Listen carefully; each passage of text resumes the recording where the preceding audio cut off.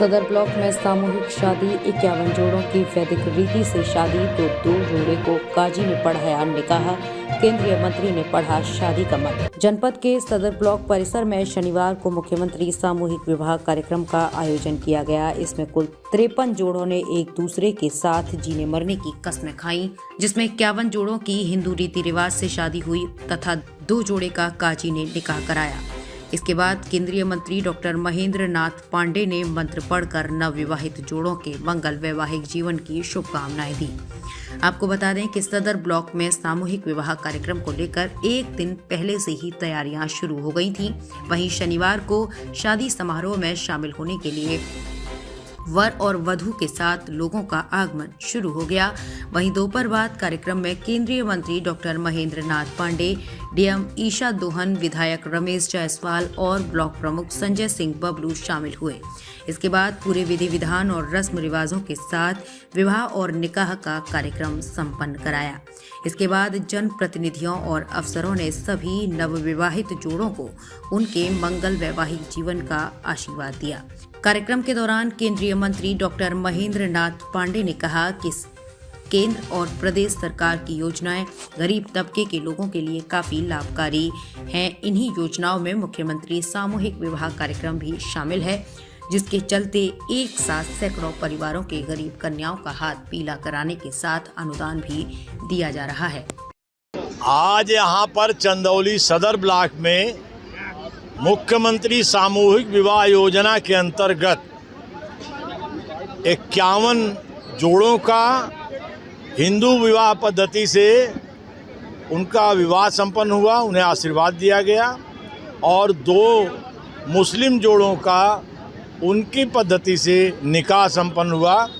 यह मुख्यमंत्री सामूहिक विवाह योजना लगातार इस ज़िले में ब्लॉकवार हो रहा है और लोगों के जीवन में खुशहाली के लिए ऐसे जो कम आय के लोग हैं उनको सरकार 51,000 रुपये की सहायता भिन्न प्रकार से दे करके आज यह विवाह संपन्न करा रही है।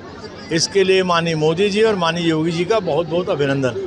मोदी जी पर लगातार विधानसभा चुनाव में हमला होता, कभी रावण कभी दुर्योधन, आज PS येदियुरप्पा ने कर्नाटक के पूर्व सांसद ने उन्हें भस्मासुर उपाधि दी, इस पर क्या कहें?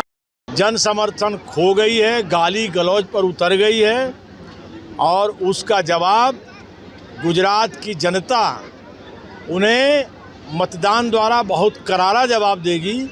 और कांग्रेस का गुजरात में अब इस बार और पहले से भी ज़्यादा सुपड़ा साफ होना है और देश की जनता भी आज मोदी जैसे एक महान नेता पर इस तरह ओछी टिप्पणी की कड़ी निंदा, और हम सब भी कड़ी निंदा करते हैं। जेएनयू में चुनाव आयोग से मिला है कि भाजपा पे धांधली का आरोप लगाया है, इस पर क्या कहें? यह विपक्ष जब भाजपा के प्रति जो जनसमर्थन देश में है उससे जब बौखलाता है, तो जब चुनाव में सफल नहीं होता है तो वो आरोप लगाना उसका एक दैनिक क्रिया हो चुकी है। आप देखते होंगे कि जब ईवीएम पर आरोप लगाते हैं, जो चुनाव जीत जाते हैं उसमें ईवीएम पर कभी चर्चा नहीं करते, हार जाते हैं तो ईवीएम पर आरोप लगाते हैं। जेएनयू में ब्राह्मण विरोधी नारे लग रहे हैं, आप केंद्रीय मंत्री हैं, इसको कैसे देखते? उसको कड़ाई से वहाँ के प्रशासन ने, कुलपति ने संज्ञान लिया है और ऐसे नारों की कड़ी निंदा की गई है और उस पर मुकदमे दर्ज किए गए हैं। ऐसे तत्वों पर कड़ी कार्रवाई होगी। अखिलेश जी दोनों डिप्टी सीएम को 100 विधायक लाने की अपील कर रहे हैं और सरकार बनाने का दावा। अब अखिलेश जी जिस चीज़ के लिए बोल रहे हैं वो सपने देखें।